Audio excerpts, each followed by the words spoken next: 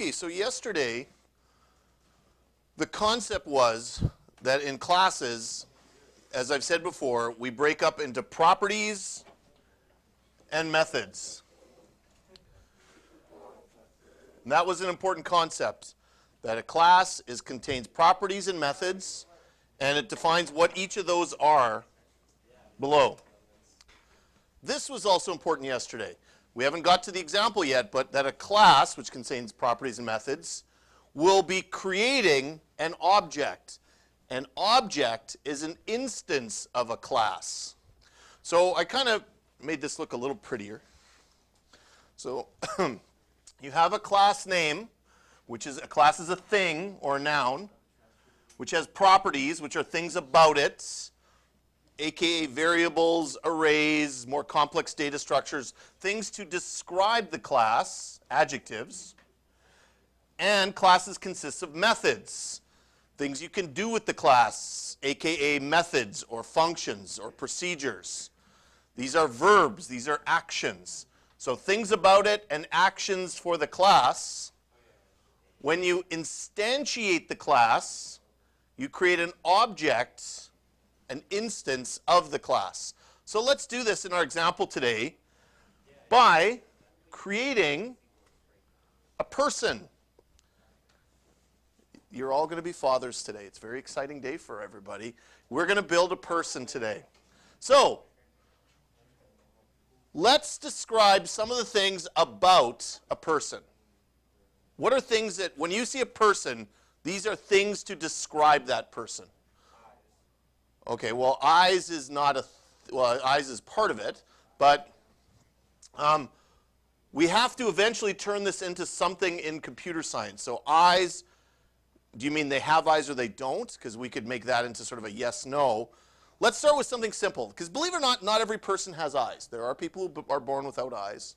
But there is one thing that every person has, I think. A gender. What else? There's something else as well that every person has. A cart? A heart. No, there are people who are born without hearts. They die, but they are born without hearts. I can give you one. Every person is born with a name. I don't know anyone that doesn't have a name. Okay? You may lose your name, you may change your name, but you're given a name by your parents when you're born. And if we think about time, I think every person has an age. Right? I mean, that's often the three biggies when you meet someone is what's your name, how old are you, and depending on whether you're currently dating or not, are you a boy or a girl, right? Those are important things when you meet a person that you kind of want to know. After that, then you get into more details like eye color and hair color and body shape and stuff like that. Now, we don't want to code forever in this example, but I think those are three good properties of a person. Now, we have to go to computer science here for a sec. We have to step away from the theoretical world and get to the practical world of computer science. How can we store someone's age? As an int. That's a good idea. Why not a double? You can't? You did once. Didn't you? When do you stop calling yourself like, I'm 16 and a half? Do you still do that now? I don't think so. Because you did once, right? You said, I'm 5 and a half, right? I'm 5 3/4. I mean, you did that in elementary school, didn't you? No, not me. I'm too cool for that. No, but at what age did that stop approximately? Does anyone? 6, you think? I don't know. Okay, we'll leave it. I'll leave it. What about name? How should we store the name? A string? Okay. I'm not going to debate you on that one. That makes sense. Now, gender. Why Boolean? I like it.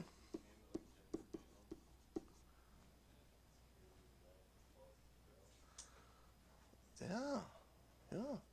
So, hang on. You had an interesting idea there, which is one I think maybe you've been reading ahead on. But instead of calling it gender, what if we call it is? Is often a name that starts both variables and methods for things that are Boolean because you're asking it a question. So is this person male? And the answer to that will be true or false. And if it's false, then you know it's a female. If it's true, you know it's a male. So rather than just say gender, because if you say gender equals false, it doesn't really tell you what it is. But if you say is male equals false, then you kind of clue into what this person is, right? Like if I said there's someone on the other side of this door, and I said the name is Sam, the age 17, the gender false. What? That doesn't help you, does it? Right? But if I said there's someone on the other side of this door, Sam 17, is male is false, now you maybe know a little bit more about what's going on behind that door. So I think that's a good idea. By the way, anyone in here study biology? Okay, good, because I'll have a question later about that. Things you can do. What can every person do? Well, actually, some people can't breathe and they die, but yeah, that's not bad. But I want something more generic. Every person can absolutely do this. Breathe. Well, no, I just said that. Some people can't breathe and they die. But die is something we can all do, right? So we can all die. And what's the opposite of that? No, we can be born, right? We can be born and we can die. Now, breathe is a pretty common one. Some people might say walk, but then you'll probably argue with me, well, some people can't walk, Mr. Walks, right? Some people can punch, some people can run, some people can, there's lots of things that we could do, but I don't want to write code to make somebody run right now. That's not the depth of the example I want to get into.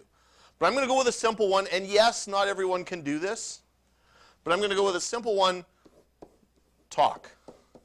People can talk. Now these are going to be methods, which is why I put the brackets there, okay?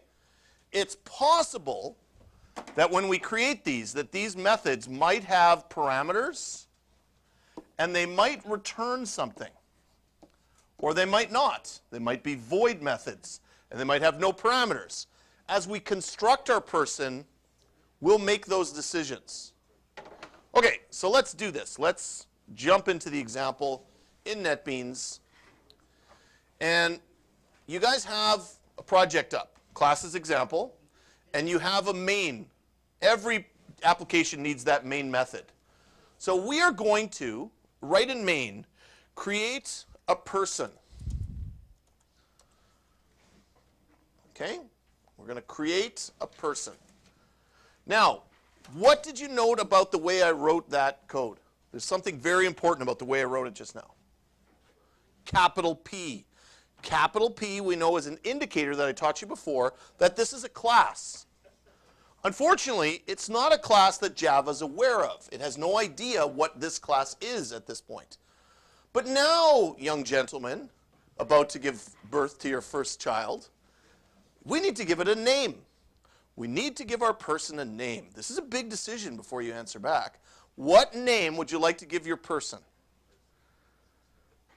Well, you never thought you'd come to class this morning and actually have to figure out the name of your first child, but this is happening right now. What's the name? Give me a name. LaFonda. Can you spell that for me, please? F-O-N-D-A? Okay. Now, don't put the, I'm just putting the semicolon there for now. You don't have to put the semicolon there. When this happens, a light bulb will give a suggestion. An important suggestion will come up. And the suggestion is, would you like me to create a class called person? And the answer to that question is, of course, yes. Now, we don't have to use the light bulb to do this for us. We could go through the process of adding a class ourselves, which is done by going File, New File. But luckily, in Netbeans, it'll take care of this for us by clicking the light bulb and going Create Class Person. And what will happen is it will automatically do this for you. Creates a class called Person. Notice now over here in your project window, this project now contains 2 classes. And you're going to now, knowing about classes, this is going to start to get larger as you start adding classes to your project file. Out of the 2, one of them, you can see right here, has a little green triangle on it. Any idea why that one has a green triangle on it and the other one doesn't? It's the one that contains main, that's right. It's the one that when you hit play will go to first. Okay, now one of the things Netbeans doesn't put automatically when it creates a class unless you change the template is the fact that the class is public. And I actually recommend putting that in. You'd think that without putting it in it's going to automatically be public. It's not quite public. It's like public, but okay. So now let's use the ideas you guys came up with. We are going to build into this class our properties. So we will create a string for the name. Whoops. Which we will intentionally misspell. No, there we go. An integer for the age. And a Boolean for the gender that we're going to call is male. So this is our person. Our person has been defined by these three properties. Okay? So a person will have a name, an age, and a gender that we're calling is male. Okay? Now, we're going to flip back to the other class. And now you can see it keeps them open as tabs at the top here. We're going to actually complete this line. This line is not actually finished yet. We have to continue it in a way that we learned that was similar to working with arrays. Equals new person. Okay, let me zoom in on that. And we're still not quite done. At the end of this line, you put a bracket, and a semicolon.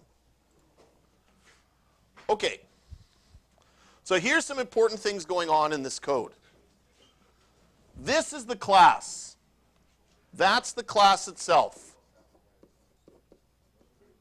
Okay?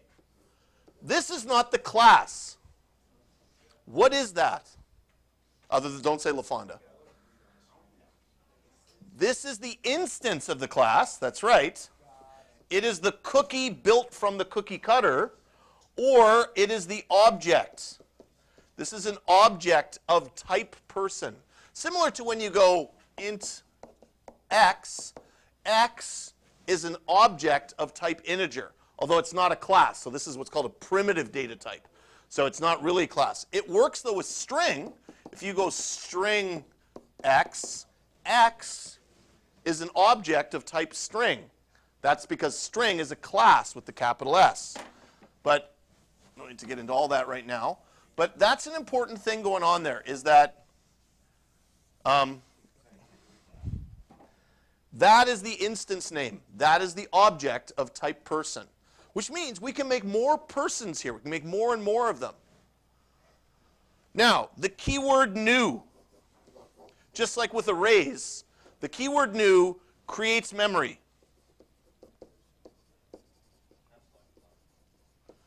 Okay, that's how we worked with arrays. So it grabs a whole bunch of memory, because it's not a simple primitive data type like an integer. It needs to really grab a lot of memory when it creates a person. It builds a string and an int and a Boolean, and it kind of collects them all together into one object. But here's the big question. Right there at the very end of the line, it looks like I'm reusing the name of the class, but there's something else in there that gives you a clue as to what that is. I know you know. But grade 11C, if you ignored the word right here, what else is typed there? And actually ignore the semicolon too. The two brackets. What do two round brackets usually indicate? It's a method, that's right. This seems to be some sort of method. How can I have a method that has the same name as the class? Well, you absolutely can have that, and that's actually a very special method. And we're going to look at what that method is right now by going over to the person class and writing this method. Here's how it goes. It's public. It has to be public, this special method. And this special method is the only method that does this. Has no return type whatsoever, not even the word void. So normally you'd put void or int or something like that right here. You don't do that for this method, and you put the name of the method, which happens to match the name of the class. Okay? So here's what we have going on here. We have the same name as the class itself. That's weird that it matches it, including the capital P. It has no return type, nothing at all right there. Normally we'd put something there. When you write a method like that, this method is called, grade 12s, a constructor method. It is a special method that you write with classes that tells the class how to construct itself. So in other words, when I have a person, how do I build a person? Well, I know you guys have taken some biology for years. How do you build a person? Well, let's not get into too many gritty details there. But I know one thing you do when a person is built is you give birth. So I'm going to write a little method called birth. How to give birth to a person. So I'm writing a little method that says I want to give birth to a person. Now, right away, it won't know what that method is. It has no idea what that method is, but we already know from our unit on methods that we can use this handy-dandy light bulb to build the method birth for us. So let's give birth to a person. When you're born, what's your name? You don't have a name yet, right? The hospital doesn't give you a name until your parents do. So when you're born, you actually have no name. This one you do have. How old are you at birth? 0? You know, that doesn't apply to every culture. I already told you this, right? In Korea, for example, you're born 1. But we're not making a Korean child there. I don't know. Now, here's the tougher one. Here's the question I was going to ask you, those who are studying biology. Is male? Those of you who study biology should actually know this. The human fetus at some point in development is all one gender before it turns into one of the others or stays the same. Does anyone know the answer? What gender are we all at first? Do you know? It's female, that's right. I don't mean to shatter your illusions here, boys, but at one time you all were girls. So we're going to make is male false. We were all at one point female. Now what I like to say, since this is a class of all boys, I'll say we all evolved into males. Okay, I'll say we all. Now, if this is a class of girls, I'd say then we all devolved into males, but that's a whole other point. All right, so that's how we give birth. So I want to just stop for a second, just show you what just went on. I'm going to do this, and I want to teach you this right now for those who haven't seen this before in class. If you click on the code line numbers over here, on your code, it puts into your code something called a breakpoint. What that means is, if you want, you can run your code to this breakpoint and it will stop. But you do that by clicking the button beside the play button up here. That one. That button runs to a breakpoint. If you click the regular play button, it'll play as normal. But if you click that one, it'll start to run your code and it'll stop when it gets to that breakpoint. So I'm just going to show you how that works right now. Okay? So I put in a breakpoint and I run it. Very handy for debugging. So it starts building the Java file and it starts getting ready to run it. Because it's the first time it runs, it's going to go a little bit slow. Okay, here it comes. And at this point, you can see it says debug. And it's on this line. Notice it's green. It's highlighted. It's stopped on this line. Now, once it's in debug mode, there's a couple tools up here that can be useful to you. You can step over, or step into, and you can learn the keyboard commands. They're F7 and F8. If I press F8 right now, which I'm not going to, it'll jump over that line and go to the next line, of which there is no next line. But if I press F7, it goes into that code. So right now, here you can see where the code is. It's now going to construct a person. F7, don't worry about what it did right there. I'll get to that in a second. now it goes to the method that says, let me give birth, and it jumps to this line, and it sets name, age, and is male. So this is a handy tool for debugging, is using breakpoints. Another thing I like to point out when I get to here is at the bottom, you'll often see a window that says variables down here. That is your memory that the current stuff is taking up. And notice it has a keyword there, and you can click on the plus sign and expand on it. So here you can see name, age, and is male. Now, why do you think it says that word right there, the word this? Because we're inside of a person right now. But it has no idea at this point what that person's name is. In the other class, it knows what the person's name is. But in this class, it doesn't. So it uses a generic word to keep track of their name for now. Okay, so anyways, I'm going to hit stop, and we'll continue from there. But I just wanted to show you that little coding technique that can be really handy for debugging. Okay, so that's pretty cool. But our person can't really do anything yet. So I want to give my person one of their abilities, the ability to talk. So back here in main, I'm going to now use LaFonda. Okay? And that's the name of the object of the class. To access things inside that class, I press the dot operator.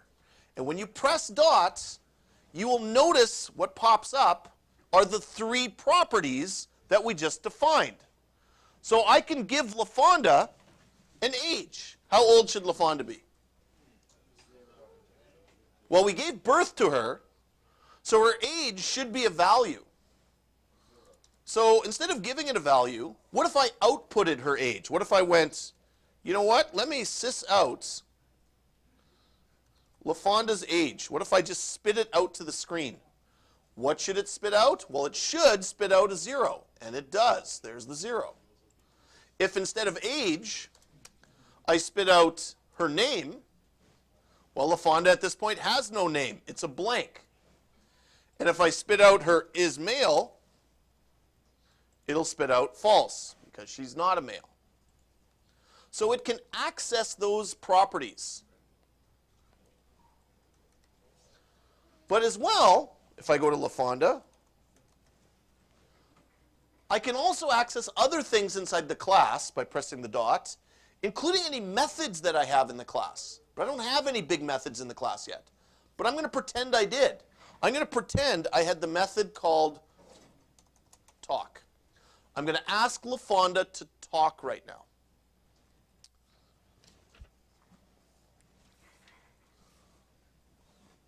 Okay, now, it won't know what this is. There is no method called talk. But even though I'm in another class right now, even though I'm not in the person class, the light bulb is really smart. Right now, if you click on that light bulb, it'll say, hey, do you want me to create a method called talk in the class called person? So it actually knows what you're thinking here. If I click it, and then I go over to the person class, it has defined a method called talk already. Like when it made the class, though, it does not, by default, put the keyword public at the front, and I do suggest that you do that. Okay, so let's tell a person how to talk.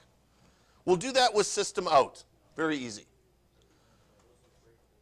Okay, so to talk as a person, we're going to say, my name is name. Now remember, this variable called name, which I've put right here, it knows what that is. It's up here. But remember, any variables you create up here are global variables to this class. So it can see that. It knows what the name is. On the constructor, when it gave birth, it set the name to nothing. But it knows what name is. It's aware of that variable. Okay.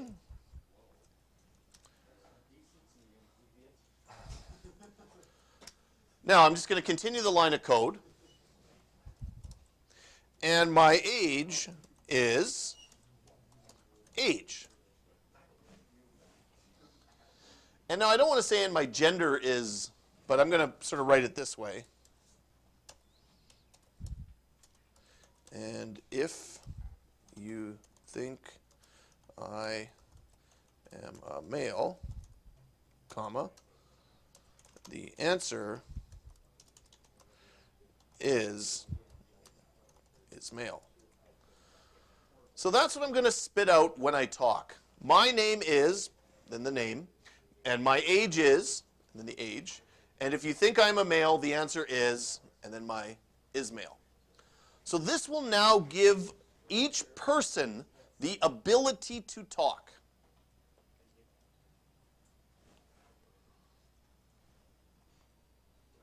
So when I run this, you can see that it is actually spitting out, my name is, and then it's a blank, my age is 0, and if you think I'm a male, the answer is false.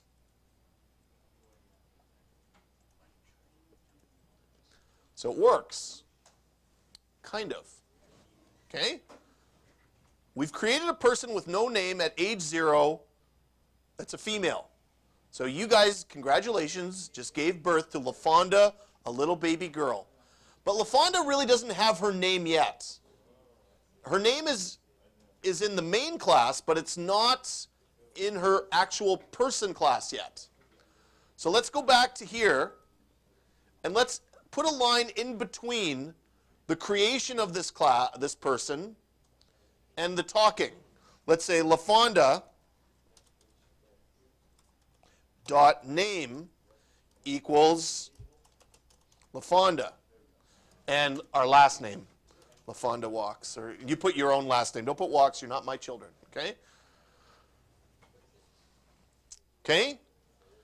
So now with that line in place, and we run the code, now when it talks, my name is LaFonda Walks, and my age is 0. Okay? So that now comes into play. Now, in theory, I could also do this. LaFonda dot age equals 16. And then when I run it,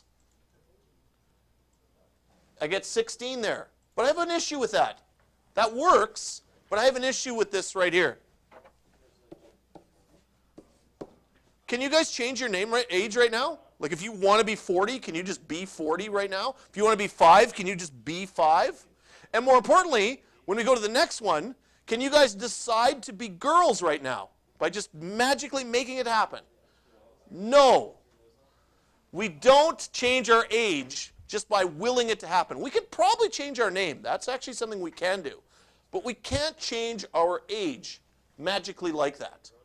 Which brings me to my next point. I'm going to go back to the person class, go to the top, and I'm going to introduce some new stuff up top here about these variables.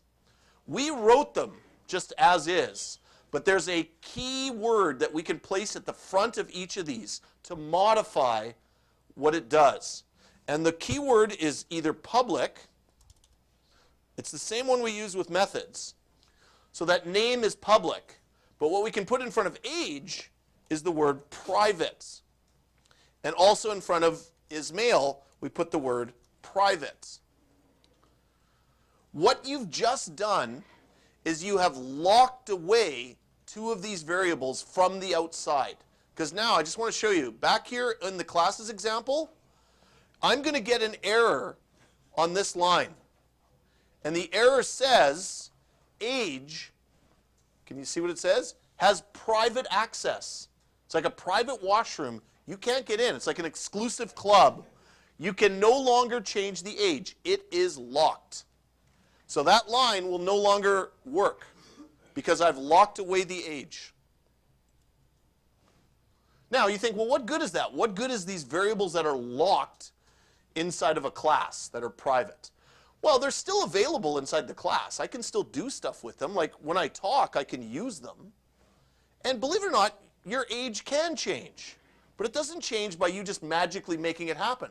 What thing makes you change your age?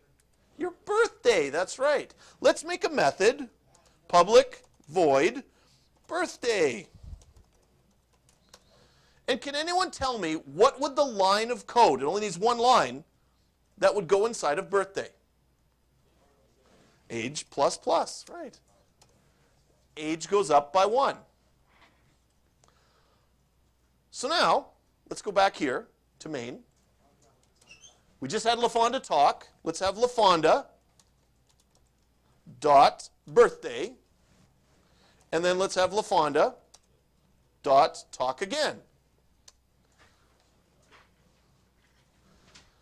This is an exciting day for you kids. Not only have you had a young baby girl here, but she's had her first birthday. You got to experience the whole first birthday party as well. So let's run it. We run the code. My name is LaFonda Walks, and my age is 0. And if you're wondering if I'm male, the answer is false. And then the next line, my name is LaFonda Walks, my age is 1. She's now 1 year old. That's very exciting.